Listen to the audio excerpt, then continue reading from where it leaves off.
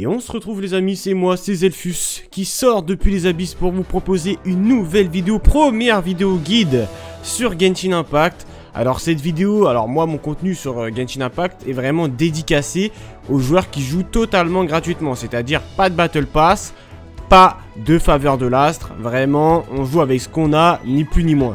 Ça donne vraiment une vision totalement différente du jeu et j'ai décidé aujourd'hui de vous partager un peu mes conseils, mon expérience après 6 mois de jeu également. Mais voilà, aujourd'hui j'ai décidé de m'attaquer au sujet de comment monter très rapidement un nouveau personnage. Parce qu'on a tous déjà eu cette sensation d'avoir un nouveau personnage qui vient d'arriver, mais de se dire qu'on est déjà en train de monter un perso et on sait pas comment on va le monter. Cette vidéo est faite pour vous et dans cette vidéo vous allez découvrir comment monter très rapidement un nouveau personnage. On se retrouve tout de suite. Let's go! Donc déjà, première chose à savoir, pour rendre un personnage jouable gratuitement, rapidement et facilement, il faut savoir que ça va vous demander du temps, de la patience, il n'y a pas de secret, il va falloir jouer au jeu. Mais l'élément le plus important à comprendre dans ce jeu, avant de vous parler des prérequis de manière globale, c'est qu'un personnage est jouable, pour moi, d'après mon point de vue, d'après mon expérience, une fois seulement que son aptitude passive est débloquée. L'aptitude passive, là en l'occurrence pour Mona, qui confère à Mona un bonus de dégâts hydro équivalent à 20% de sa recharge énergie, est débloquée uniquement lorsque le personnage passe en phase 4. Lorsque le personnage n'est pas en phase 4, vous allez voir tout de suite, par exemple on va partir sur Beidou par exemple, un cadenas sur l'aptitude passive. Vous voyez ce que je veux dire? Donc là, le personnage n'est pas complet. En fait, lorsque vous atteignez le niveau 70, pour moi, je pars du principe que le personnage est complet et ça le rend, entre guillemets, totalement jouable. Mais il n'y a pas que ça.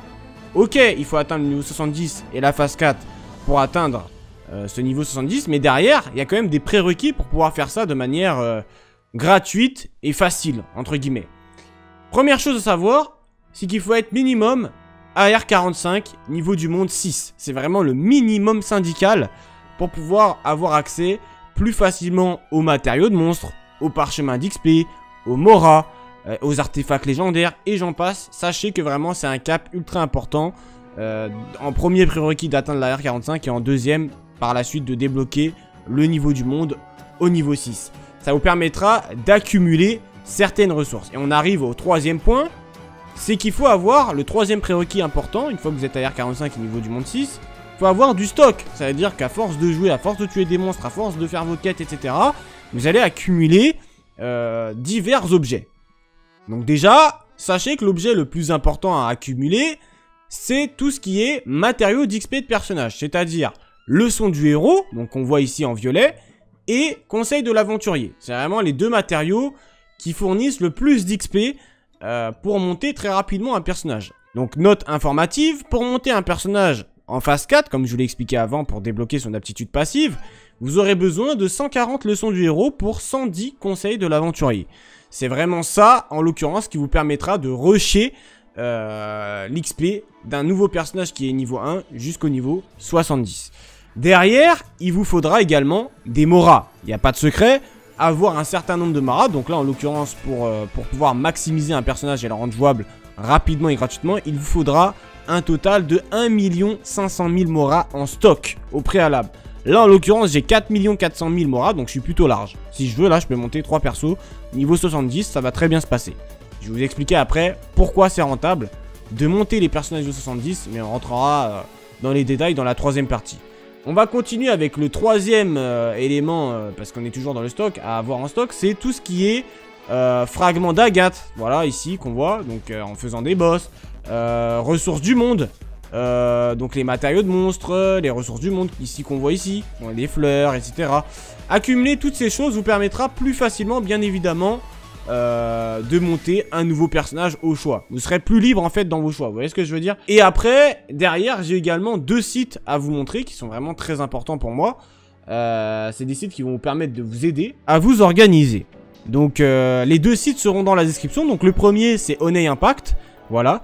Par exemple, je viens d'obtenir, on va dire au hasard, voilà, Beidou, on va reprendre l'exemple Beidou. Je viens d'obtenir Beidou dans une invocation. Grâce à Honey Impact, je peux récupérer les informations sur les matériaux qu'il me faut pour pouvoir faire son ascension au niveau 70. En l'occurrence, ici dans cette vidéo, ce qui vous est conseillé, voilà, c'est vraiment d'aller chercher le niveau 70. C'est le niveau le plus rentable. Donc là on peut voir que pour aller chercher ce niveau 70, ça nous coûtera 14 matériaux de boss et pas mal d'autres ressources pour atteindre ce stade.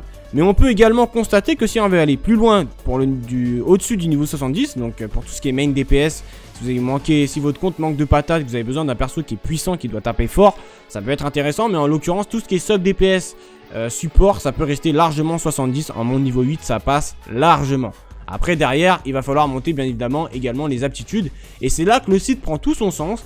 C'est que ça vous donne les informations d'ascension de niveau pour le personnage en question. Et également les informations pour ses talents. Donc après, il suffit de multiplier par 3 puisque ça vous donne les matériaux pour tous ses talents. Donc chaque personnage a 3 talents. Donc il faut calculer ça par 3 pour savoir combien ça va vous coûter en tout. Et là, pareil, si par exemple je suis passé, parce qu'on sait très bien que...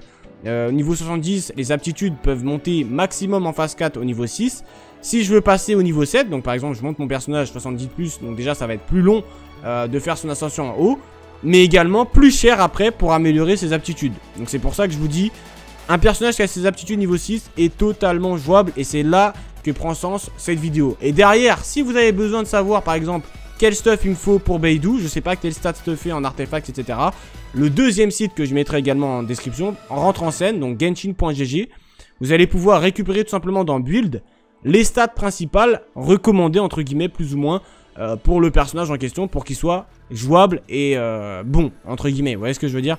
Donc là pour Beidou en l'occurrence il nous faudrait le stuff gladiateur avec de l'attaque pourcentage, de l'électro damage et du crit damage sur tout ce qui est sablier, coupe et masque. Voilà, pour les stats pourcentage, vous voyez ce que je veux dire.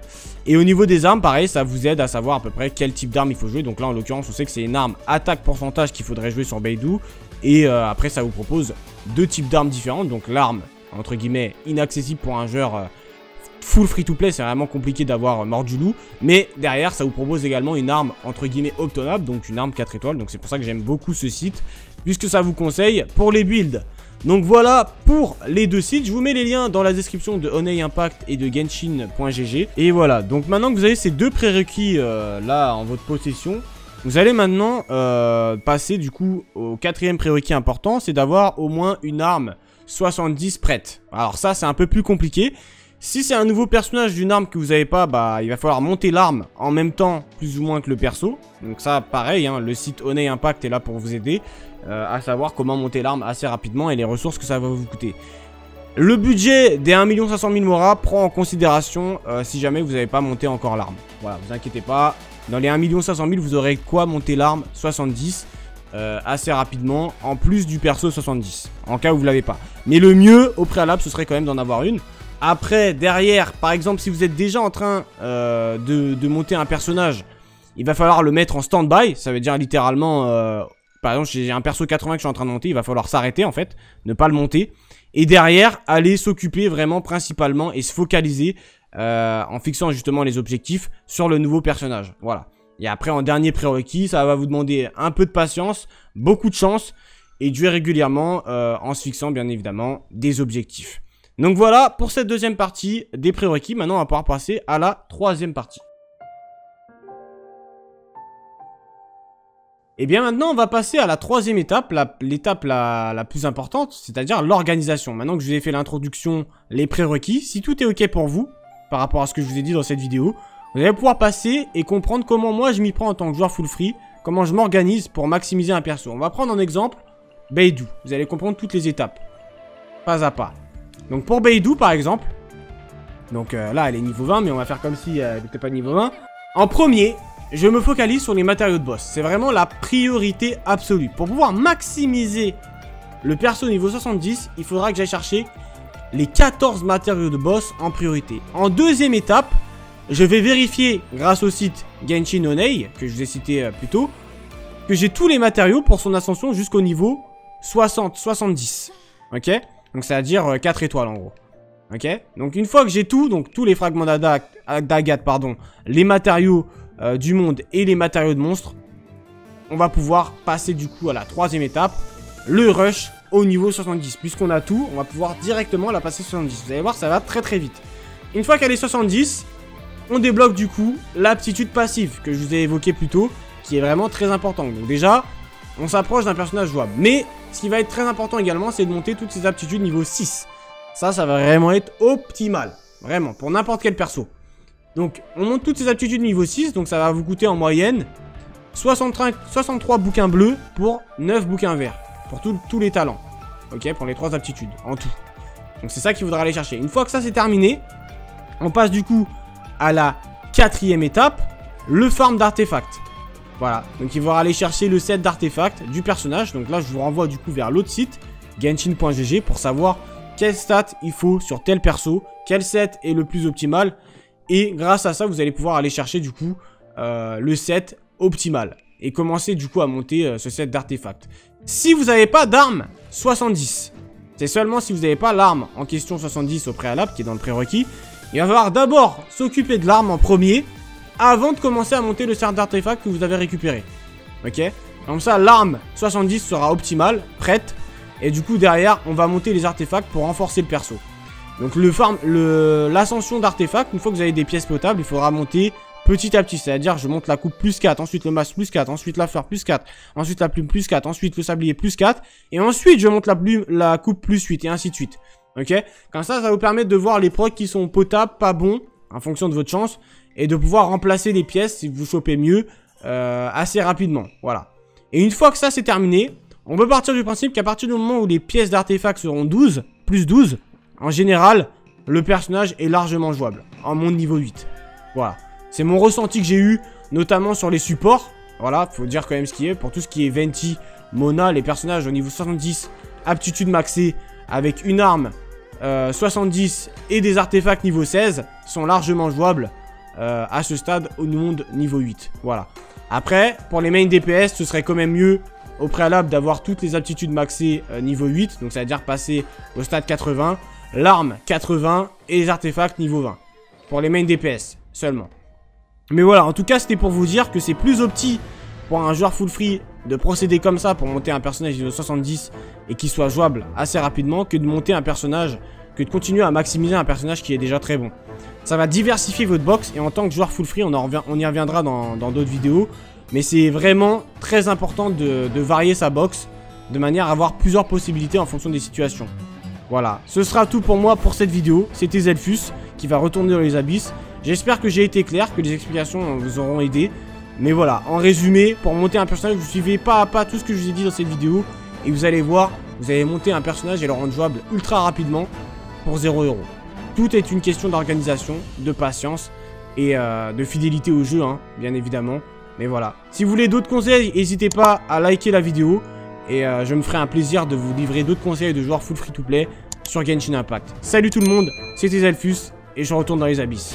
Ah oui, et très rapidement, pour ceux qui veulent soutenir les abysses, si vous avez apprécié cette vidéo jusqu'au bout, n'hésitez pas à rejoindre le Discord pour qu'on puisse discuter ensemble entre la communauté abyssale et moi-même.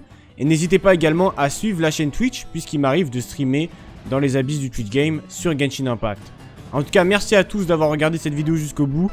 Et si vous avez apprécié ce contenu, n'hésitez pas, on se retrouvera très prochainement dans une prochaine vidéo sur Genshin Impact. En tout cas, tous les liens sont dans la description. Et à la prochaine pour de nouvelles aventures. Salut tout le monde!